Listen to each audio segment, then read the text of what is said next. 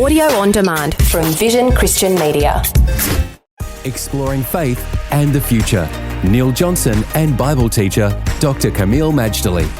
We have been working our way through what is called the Nicene Creed, a wonderful summary of biblical foundations for Christian teaching. There's a number of elements that we've gone through already about this Nicene Creed, Camille, all about God the Father, the person of Christ, the work of Christ, the sacrifice of Christ, and his crucifixion. Let's come to the part in the Creed that is all about the Ascension. All right. Well, we learned about the gospel. Christ crucified, suffered, buried, rose again, according to the Scriptures. We believe this. We have salvation because of this faith. Then it goes on to say, he ascended to heaven and is seated at the right hand of the Father. He will come again with glory to judge the living and the dead.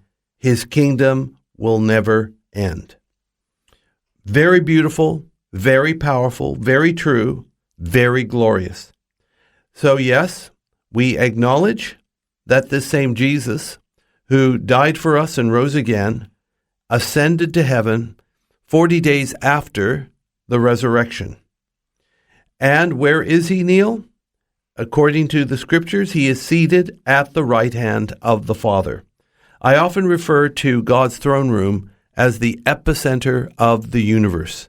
And that's where Jesus is, at the right hand of the Father, implying authority, majesty, overcoming power, exaltation after his humiliation here on this planet.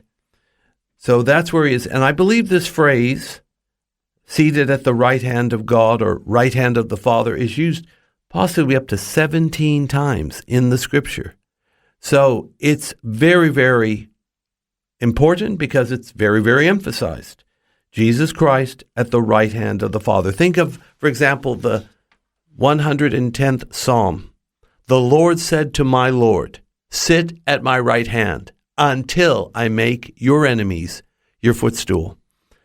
Essentially, Jesus will remain in heaven till all enemies have been subdued, till all things have been restored, and then he will come back to planet Earth. And then it says, he will come again with glory to judge the living and the dead. His kingdom will never end. Yes, we're talking about the second coming of Jesus. This is the centerpiece or central event of all last days prophecy.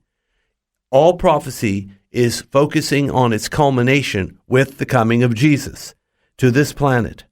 He will come again. He will come in glory. Please note, when he comes, he's going to judge the living and the dead. A topic we don't hear a lot about, a topic we would prefer not to associate with Christ, but the fact is, the judge is at the door. James 5, verse 9. And his kingdom will never end. Camille, in an earlier conversation, we talked about some of the things that are negotiable and things that are not negotiable. When we talk about the coming of Christ, is this one of those not negotiable elements of Christian teaching? The coming of Christ is not negotiable, meaning it is something we all need to believe. Because if he doesn't come back, we're in trouble. We do believe he's coming back, and we believe the signs are there. What is negotiable is when he comes back according to the end time timetable. We need to be flexible on that. He could come back at any time, or he could come back after the tribulation period. In that regard, we need to be flexible, but the fact that he is returning, we need to stand on a rock. Faith and the Future with Neil Johnson and Dr. Camille Majdali from Teach All Nations. Find articles, videos and podcasts from Dr. Camille, plus today's and other episodes of Faith and the Future in the Vision app or at vision.org.au. Thanks for taking time to listen to this audio on demand from Vision Christian Media. To find out more about us, go to vision.org.au.